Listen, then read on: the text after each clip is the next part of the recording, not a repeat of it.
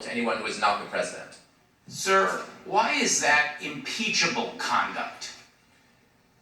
If the president uses his office for personal gain, the only recourse available under the Constitution is for him to be impeached, because the president cannot be, as a practical matter, charged criminally while he is in office, because the Department of Justice works for the president. So the only mechanism available for a president who tries to distort the electoral process for personal gain is to impeach him. That is why we have impeachment. Professor Carlin, do scholars of impeachment generally agree that abuse of power is an impeachable offense? Yes, they do. Professor Gerhardt, do you agree that abuse of power is impeachable? Yes, sir.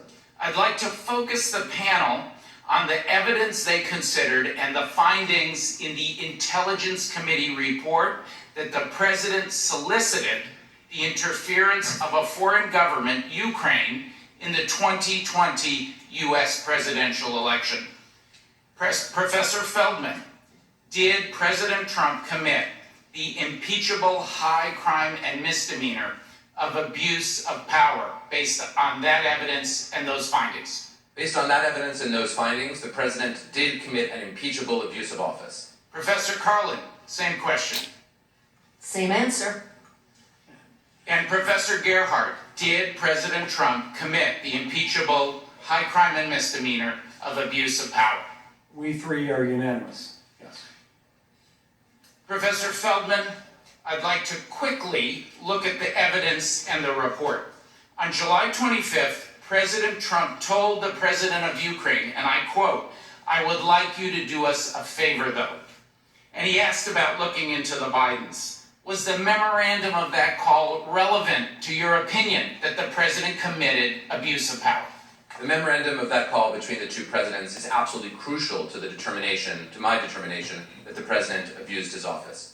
And did you consider the findings of fact that the Intelligence Committee made, including that, and again I quote, "the president withheld official acts of value to Ukraine and conditioned their fulfillment on actions by Ukraine that would benefit his personal political interests"? Yes, in making the determination that the president committed an impeachable offense, I relied on the evidence that was before the House and the testimony, and then when this report was issued, I continued to rely on that.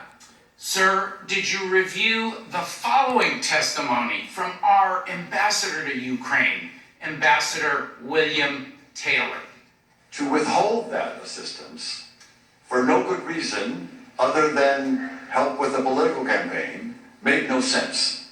It was counterproductive to all of what we had been trying to do. It was illogical. It could not be explained. It was crazy. Yes, that evidence underscored the way that the president's actions undercut national security. Professor Feldman, will you please explain why you concluded that the president committed the high crime of abuse of power and why it matters?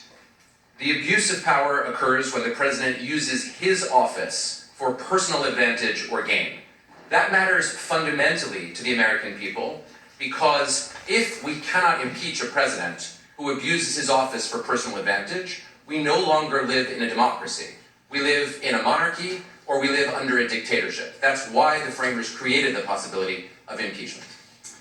Now, Professor Carlin, this high crime and misdemeanor of abuse of power, was it some kind of loose or undefined concept to the founders of our country and the framers of our Constitution? No, I don't think it was it was a loose concept at all. It had a long lineage in the common law in England of parliamentary impeachments of lower level officers. Obviously, they had not talked about impeaching, as you've heard earlier, the king or the like. And can you share a little bit about that lineage, please? Yes. So the Parliament in England impeached officers of the crown when those people abused their power. And if I could give you one example that might be a little helpful here, right after the restoration of the kingship in England, there was an impeachment, and when they impeached somebody, they had to say what were they impeaching them for. So sometimes it would be, we're impeaching him for treason or the like, and sometimes they would use the phrase high crime or misdemeanor. And there was an impeachment of Viscount Mordaunt, which is a great name to have, but Viscount Mordaunt, and he was impeached because he was the sheriff of Windsor, and as the parliamentary election was coming up, he arrested William Taylor, and I just want to read to you from the article of impeachment in front of the House of Commons, because it's so telling.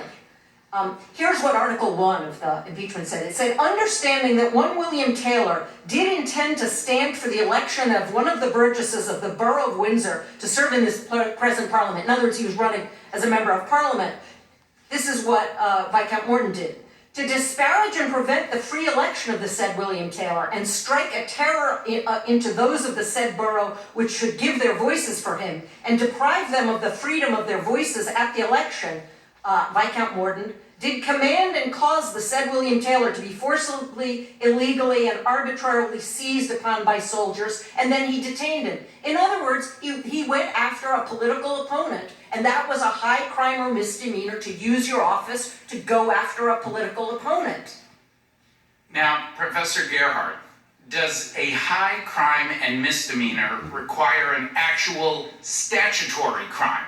No, it plainly does not. Everything we know about the history of impeachment reinforces the conclusion that impeachable offenses do not have to be crimes, and again, not all crimes are impeachable offenses. We look at the context and gravity of the misconduct. And Professor Turley, you recently wrote in the Wall Street Journal, and I quote, "There is much that is worthy of investigation in the Ukraine scandal, and it is true that impeachment doesn't require a crime." That's true, but I also added an important caveat. First of all, Sir, it was a yes or a no question. Did you write in the Wall Street Journal, "There is much that is worthy of investigation in the Ukraine scandal, and it is true that impeachment does not require a crime"? Is that an accurate quote, sir? you've read it well. So, Professors Feldman, Carlin, and Gerhardt, you have identified that on the evidence here, there is an impeachable act, a high crime and misdemeanor of abuse of power, correct? Correct. Yes. Yes. And Professor Feldman, what does the Constitution say is the responsibility of the House of Representatives in dealing with presidential high crimes and misdemeanors like abuse of power? The Constitution gives the House of Representatives the sole power of impeachment. That means the House has the right and the responsibility to investigate presidential misconduct and, where appropriate, to create and pass articles of impeachment. And Professor Carlin, what does that responsibility mean for this committee with respect to President Trump's abuse of power? Well, because this is an abuse that cuts to the heart of democracy, you need to ask yourselves, if you don't impeach a president who has done what this president has done, or at least you don't investigate and then impeach if you conclude that the House Select Committee on Intelligence findings are correct, then what you're saying is it's fine to go ahead and do this again. And I think that as in the report that came out last night, the report talks about the clear and present danger to the election system, and it's your responsibility to make sure that all Americans get to vote in a free and fair election next November. Professor Carlin, I'd like to direct you to the words in the Constitution, other high crimes and misdemeanors. We're still going to talk about abuse of power. Can I ask, did the Constitution spell out every other high crime and misdemeanor? No, it did not. Please. In part because they recognized that the inventiveness of man and the likelihood that this Constitution would endure for generations meant they couldn't list all of the crimes that might be committed. They couldn't imagine an abuse of power, for example, that involved burglarizing and stealing stealing computer files from an adversary because they couldn't have imagined computers. They couldn't necessarily have imagined wiretapping because we had no wires in 1789. So what they did is they put in a phrase that the English had used and that had adapted over a period of centuries to take into account that the idea of high crimes and misdemeanors is to get at things that people in office use to strike at the very heart of our democracy. And Professor, in your written testimony, you mentioned two additional aspects of high crimes and misdemeanors besides abuse of power. You talked about betrayal of the national interest, betrayal of the national interest, and corruption of the electoral process. And can you say a little bit more about what the framers' concerns were about corruption of elections and betrayal of the national interest involving foreign powers, and how they come into play here? Sure, so let me start with the framers and what they were concerned with and then bring it up to date because I think there's some modern stuff as well that's important. So the framers were very worried that elections could be corrupted. They could be corrupted in a variety of different ways, and they spent a lot of time trying to design an election system that wouldn't be subject to that kind of corruption. And there are a number of different provisions in the Constitution that deal with the kinds of corruption they were worried about. Two that I'd just like to highlight here because I think they go to this idea about the national interest in foreign governments are one that seems today, I think, to most of us to be really a kind of remnant of a past time, which is if you become an American citizen, almost everything in this country is open to you. You can become Chief Justice of the United States, you can become Secretary of State, but the one office that's not open to you, even though you're a citizen just like all of the rest of us, is the presidency, because of the natural born citizen clause of the Constitution. And the reason they put that in is they were so worried about foreign influence over a president. The other clause, which, probably no one had heard of, 5 years ago, but now everybody talks about, is the emoluments clause. They were really worried that the president, because he was only going to be in office for a little while, would use it to get everything he could, and he would take gifts from foreign countries, not even necessarily bribes, but just gifts, and they were worried about that as well. So they were very concerned about those elections. But it's not just them, and I want to say something about what our national interest is today, because our national interest today is different in some important ways than it was in 1789.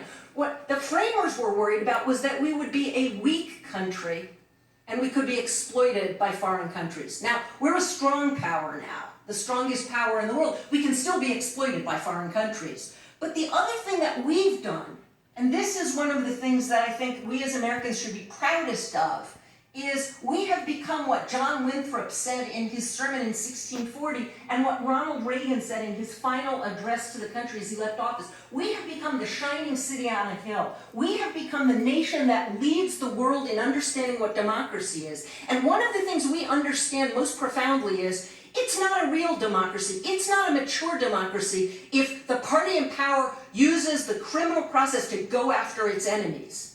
And I think you heard testimony, the Intelligence Committee heard testimony about how it isn't just our national interest in protecting our own elections. It's not just our national interest in making sure that the Ukraine remains strong and on the front lines so they fight the Russians there and we don't have to fight them here. But it's also our national interest in promoting democracy worldwide. And if we look hypocritical about this, if we look like we're asking other countries to interfere in our election, if we look like we're asking other countries to engage in criminal investigations of our president's political opponents, then we're not doing our job of promoting our national interest in being that shining city on a hill. Professor Feldman, anything to add? Ultimately, the reason that the Constitution provided for impeachment was to anticipate a situation like the one that is before you today. The framers were not prophets, but they were very smart people with a very sophisticated understanding of human incentives. And they understood that a president would be motivated naturally to try to use the tremendous power of office to gain personal advantage, to keep himself in office, to corrupt the electoral process, and potentially to subvert the national interest. The facts strongly suggest that this is what President Trump has done, and under those circumstances, the framers would expect the House of Representatives to take action in the form of impeachment.